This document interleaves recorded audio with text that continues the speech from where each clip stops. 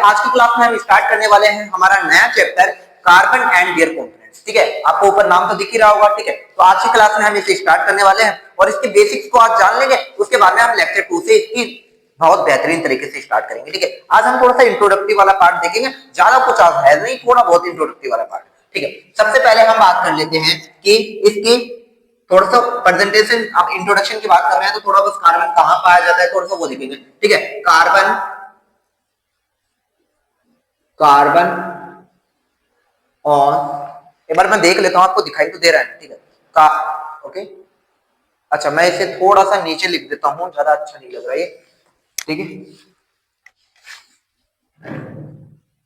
अच्छा यहां पर ठीक होगा आई थिंक। ठीक है, carbon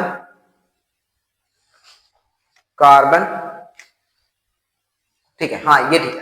carbon on earth crust, यानी कि कार्बन अर्थ की जो क्रस्ट होती है, अर्थ के यानी अर्थ की जो ऊपरी लेयर होती है, यानी अर्थ है और अर्थ की जो ऊपरी लेयर है, ऊपरी लेयर के ऊपर कितना कार्बन प्रेजेंट होता है उसकी हम बात कर रहे हैं कि कार्बन ऊपरी लेयर पे कितना प्रेजेंट होता है भाई साहब। तो ऊपरी लेयर पे कार्बन हमें डेटा दिया गया है कि वो होता है लगभग 0.02%। तो ये आपको याद रखना है। ठीक है, यानी कि ऊपरी लेयर पर, यानी कि जो अर्थ होती है, अर्थ की जो ऊपरी सरफेस होती है उसके ऊपर कार्बन कितना प्रेजेंट होता है, उसके ऊपर कार्बन 0.02% है, हमारी एनसीईआरटी ऐसा देती है। ठीक है, और ये हमारा डाटा है, ये आपको याद करना है। ठीक है, ठीक है, उसके बाद हम बात करते हैं कार्बन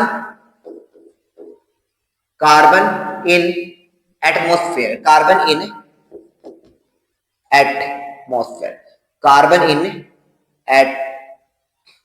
एटमॉस्फेयर।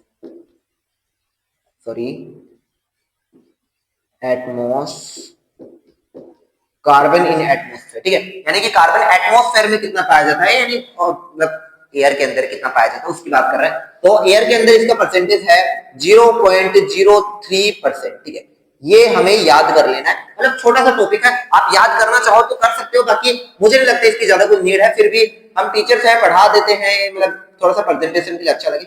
बाकी आप मतलब किसी बच्चों को नोट्स बनाना हो, नोट्स का टुकड़ा हो तो वो लिखना चाहे तो लिख सकते हैं। ठीक है, तो carbon on the earth crust यानी कितना पाया जाता है, तो आपको याद रखना 0.02%, और कार्बन इन एटमॉस्फेयर के अंदर कितना पाया जाता है, 0.03%। अच्छा, ये कई बार पूछ लेते हैं कि किस पे फॉर्म में, तो आप याद रख लेना कोयल की फॉर्म में, कोयल मतलब कोयला, कोयल के फॉर्म में, और पेट्रोलियम की फॉर्म में, पेट्रोलियम एक्सेट्रा एक्सेट्रा आप याद रखना। कार्बोनेट, हाइड्रोजन कार्बोनेट, इनकी फॉर्म्स में पाया जाता है। अच्छा, एयर के अंदर आपको सबको पता है, एयर के अंदर सर एक ही चीज होती है, वो है कार्बन डाइऑक्साइड। ठीक है, कार्बन डाइऑक्साइड।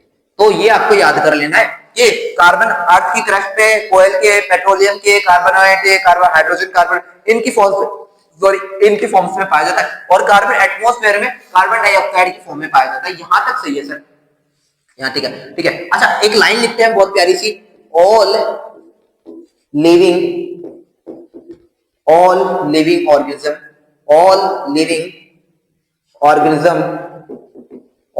ऑर्गेनिज्म्स, ठीक है, ऑर्गेनिज्म्स या ऑर्गेनिज्म आर बेस्ड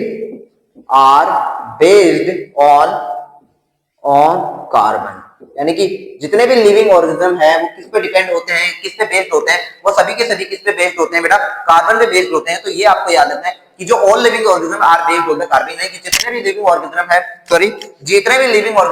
वो किस पे बेस्ड है बेटा, कार्बन पे बेस्ड है। तो ये आपको लाइन याद कर लेनी है। ठीक है, उसके बाद में हम बात करते हैं कैरेक्टरिस्टिक्स ऑफ कार्बन। ठीक है, characteristics characteristics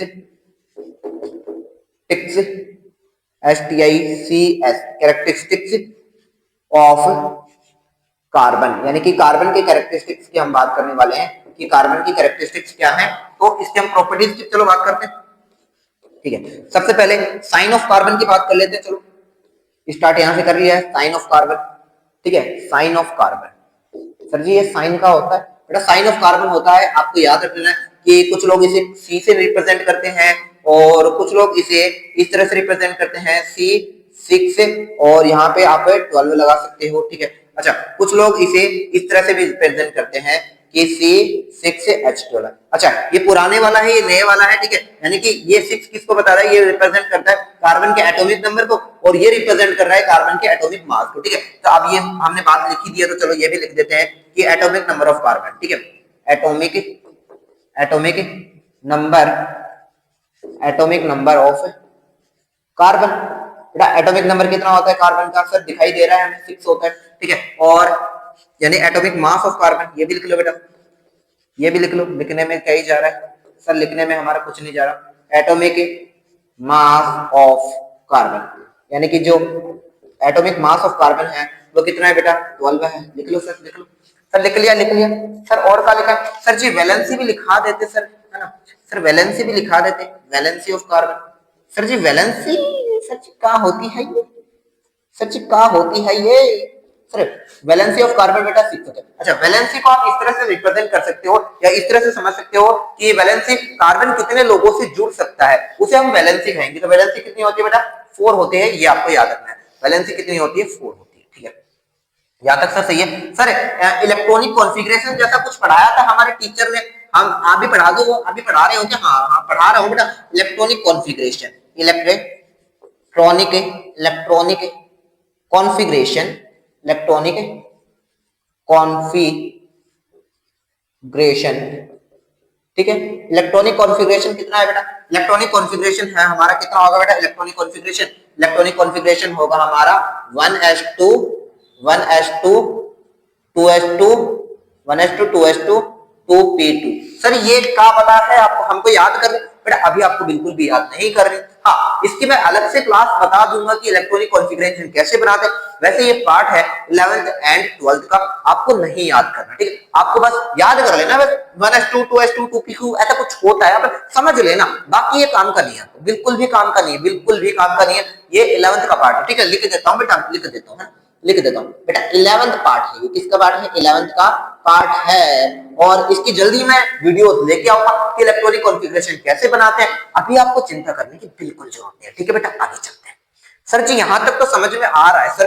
sir sign of carbon, हाँ सही है सर। एटॉमिक नंबर 6 होता है, एटॉमिक मास 12 होता है, वैलेंसी कार्बन की 6 होती है। इलेक्ट्रॉनिक कॉन्फ़िगरेशन कुछ ऐसा तो होता है, और ये 11th में क्लास में पढ़ना है हमें अभी नहीं पढ़ना। सर यहां तक तो समझ में आ चुका है सर, कुछ और बताओगे, ठीक है सर, कुछ और बताओगे। तो बताने के लिए बेटा ऊपर वाला मिटा रहा हूं ना, बताने के लिए स्पेस भी तो चाहिए यार, है ना, बताने के लिए स्पेस भी चाहिए, सही है सर। ज्योमेट्री भी कुछ ऐसा, ज्योमेट्री जैसा कुछ भी होता है सर, ज्योमेट्री भी बता दो, ठीक है ज्योमेट्री भी बता देते हैं। ज्योमेट्री तो 6 है, 6 ज्योमेट्री ऑफ कार्बन, इसको हम ऐसे लिख देते हैं ज्योमेट्री ऑफ कार्बन। बेटा ज्योमेट्री की अगर बात करें कार्बन की, तो वो होती है रोम्बोहेड्रल, सब चतुष्फलकीय कहते हैं, जिसको आप याद रख लेना, रोम्बोहेड्रल, यानी कि समचतुष्फलकीय होती है ना। हिंदी में कहते हैं समचतुष्फलकीय, यानी कि सारे कॉर्नर सेम होते हैं। अगर मैं आपको थोड़ा सा इसे डिस्क्राइब करूं, तो अगर आपको पता होगा, ये कुछ इस तरह से होता है, ये कुछ इस तरह से, ठीक है, यानी कि कुछ इस तरह से, ठीक है। ये हम क्या बता रहे हैं, इसको आगे की साइड दिखा देता हूं मैं, और ये आगे की साइड, ठीक है, ये आगे की साइड, और ये हो गया हमारा पीछे की साइड, ये पीछे की साइड, ठीक है। जो स्लैश स्लैश करके बनाया, ये पीछे की साइड होता है, ये आगे की साइड होता है, ठीक है। ये होता है हमारा रोम्बोहेड्रल, ठीक है। और इसमें जो एंगल होता है वो 199, ठीक है। जो एंगल होता है दो कोण के बीच, यानी कि दो एंगल के बीच, वो होता है 199। यहाँ पे कार्बन होते हैं, ठीक है। ये होता है 199 109 इंटू 80, ठीक है 28, यानी 109 डिग्री 28 मिनट का कोण होता है। अगर आप ये याद करना चाहो तो, बनाना चाहो तो बना सकते हो, ठीक है। यहां तक हो गया सर, यहां तक हो गया सर और कुछ भी है क्या? ठीक है बेटा, एक पॉइंट है जो मैं आपको लिखा देता हूं और जो काफी बार पूछा भी जाता है, ठीक है। तो मैं लिखता हूं बेटा, कार्बन एटम एक बार मैं देख लूं, हाँ ठीक है। Carbon atom has a special property, carbon atom has a special property due to which carbon atom has a special property due to which carbon can join carbon can join with another carbon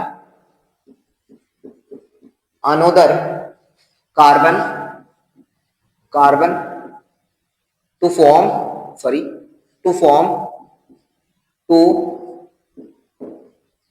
ठीक है तो carbon atom has a special property due to which carbon can join with another carbon to form ये नीचे वाली line में एक बार मिटा रहा हूं, ठीक है। टू फॉर्म क्या बनाते हैं, branch to form branch unbranch unbranch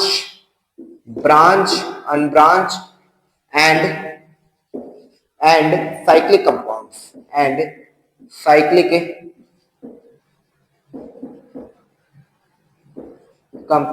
ठीक है। यानी कि carbon atom has a special property due to which carbon can join with another carbon to form branch unbranch and cyclic compound this ठीक है, this phenomenon of carbon ठीक है, this property ठीक है, this property of carbon is called catenation ठीक है। ये आपको याद रखना है बेटा कि व्हाट इज द कैटेनेशन, आपको पूछा जा सकता है कि व्हाट इज द कैटेनेशन क्या होता है।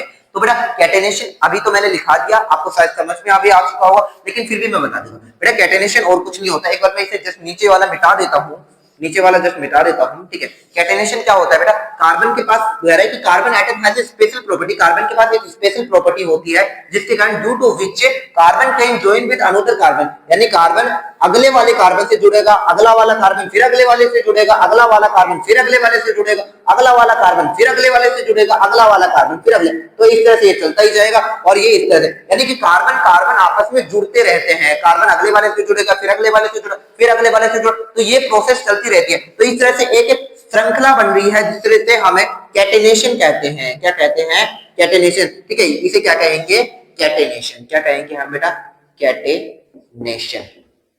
क्या कहेंगे, कैटेनेशन। तो ये जो प्रॉपर्टी है उसे हम क्या कहेंगे, कैटेनेशन कहेंगे, ठीक है। अच्छा यहाँ पर बेटा 2-3 वर्ड्स आए हैं, चलो इनको भी अभी ना क्लियर कर लेते हैं, बाद में दिक्कत डालेंगे, ठीक है।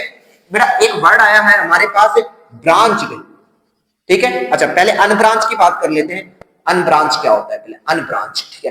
अनब्रांच बेटा ये जो आपको लंबी सी लाइन दिख रही है ना, ये अनब्रांच की है। किसकी है बेटा, अनब्रांच की। अनब्रांच का मतलब जहां पर कोई भी ब्रांच ना हो। ब्रांच का मतलब क्या होता है सर, ब्रांच का मतलब समझाओ सर, उसके बाद में तो अनब्रांच समझ में आएगा, ठीक है सर। ब्रांच का मतलब समझाते हैं बेटा, ब्रांच का मतलब क्या होता है, ब्रांच, ठीक है। ब्रांच का मतलब क्या होता है, ब्रांच का मतलब बेटा ये होता है कि जैसे कि ये कार्बन की एक मैंने क्या बताई, ये कार्बन बनाया, ठीक है। अब यहां से कोई भी एक ब्रांच निकल गई, यहाँ पे कोई भी एक ब्रांच निकल गई, यहाँ से कोई भी एक ब्रांच निकल, इसे ही हम क्या कहेंगे, ब्रांच। क्योंकि यहाँ से फर्दर आगे अलग से एक ब्रांच निकली हुई है, ये ब्रांच निकले हुए हैं। ये जो दिख रही है बेटा, ये क्या है, ये क्या है बेटा, ये ब्रांच है। क्या है बेटा, ये ब्रांच है सर, ये ब्रांच है सर। समझ में आ चुका है सर। अगर सीधी होगी तो उसे अनब्रांच कहेंगे, और सर साथ में कुछ लंबी थोड़ी नलियां निकल आए तो उन्हें हम अनब्रांच कहेंगे। यहां तक से सर ये साइक्लिक वाला का फद्दा है बेटा, सर साइक्लिक का होता है, सर साइक्लिक का होता है बेटा। साइक्लिक भी अलग से लिख लेना, साइक्लिक सर अलग से लिख लेना। सर नोट्स तो बढ़िया से बना रहे हो ना सर, नोट्स बढ़िया से बना दो सर, ऐसे मत करो। हाँ सर बढ़िया से बना रहे, ठीक है बेटा। साइक्लिक का होता है, साइक्लिक बेटा, साइक्लिक होता है कि आप क्या कर लो, साइक्लिक क्या कर दो बेटा, कार्बन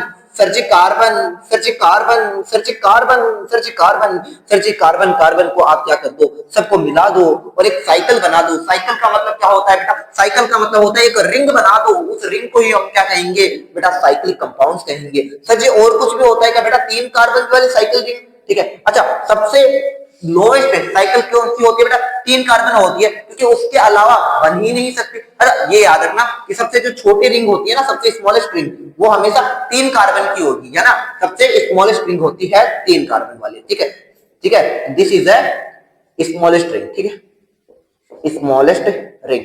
यानी इससे ज्यादा छोटी रिंग इस दुनिया में पॉसिबल नहीं है, क्योंकि 2 कार्बन की रिंग हो ही नहीं सकती। हमेशा सबसे छोटी रिंग कौन सी होती है, 3 कार्बन। उसके सबसे बड़ी बहुत हो सकती है, सबसे बड़ी बहुत हो सकती है, लेकिन सबसे छोटी आपने पूछे तो याद रखना 3 कार्बन। तो यहां तक हमारा जो इंट्रोडक्टिव वाला पार्ट था वो होता है खत्म। मिलता है नेक्स्ट वीडियो।